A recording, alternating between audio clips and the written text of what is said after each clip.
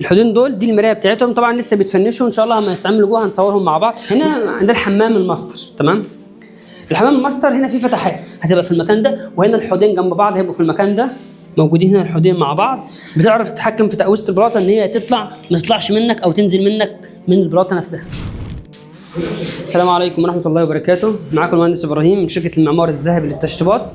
احنا في موقع من مواقع شبرا مصر. معانا الشقه الدوبلكس. طبعا كنا دامجين الشقتين على بعض. النهارده شغالين في السيراميك بالتخصيص في البورسلين، ومحتاج اوضح كم ملحوظه كده مهمه جدا في البورسلين. احنا هنا في الاول معانا هنا ده المرايه بتاعت حوض معمول من البورسلين. الحوض هنا اهو عباره عن حوضين جنب بعض. تمام. الحوضين دول دي المرايه بتاعتهم، طبعا لسه بيتفنشوا ان شاء الله لما يتعملوا جوه هنصورهم مع بعض. ودي القاعده بتاعت الشاور، القاعده المعلقه بتاعت الشاور. تمام. ده معانا المطبخ، شغالين في المطبخ. تعالى معايا. في حاجه فنيه هنا كده انا حابب اوضح عنها وجميله جدا. هنا عندنا الحمام الماستر. تمام. الحمام الماستر هنا فيه فتحات. قرب معايا كده. هنا شايف الحته الفنيه دي؟ الرسمه ماشيه هنا وهنا مع ايه؟ مع البلاطه نفسها.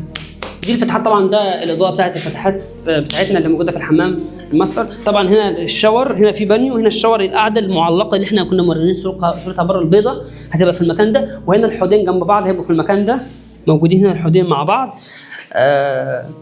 لسه لما يتفنشوا ان شاء الله هنحاول نظبطهم يبقوا حاجه جميله دي ان شاء الله. تعال نبص كده على الارضيه. هنا برضو شغالين.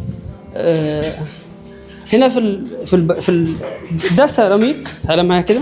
هنا في الغرفه هنا كميه الكليبسات او الصلايب لما بتقرب المسافات بتظبط معاك البلاطه، عشان خاطر انت هنا لما بتبعد الكليبس عن بعضه بتقدرش تتحكم في تقويسه البلاطه، لكن لما بتقربه بتعرف تتحكم في تقويسه البلاطه ان هي تطلع ما تطلعش منك او تنزل منك من البلاطه نفسها.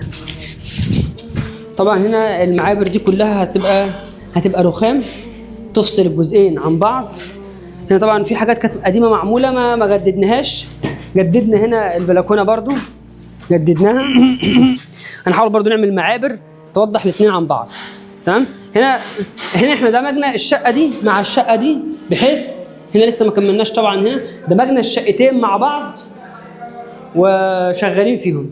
فربنا المستعان كده نخلص البورسلين، وان شاء الله هنعمل فيديو كامل للبورسلين بالكامل ان شاء الله. السلام عليكم ورحمه الله وبركاته.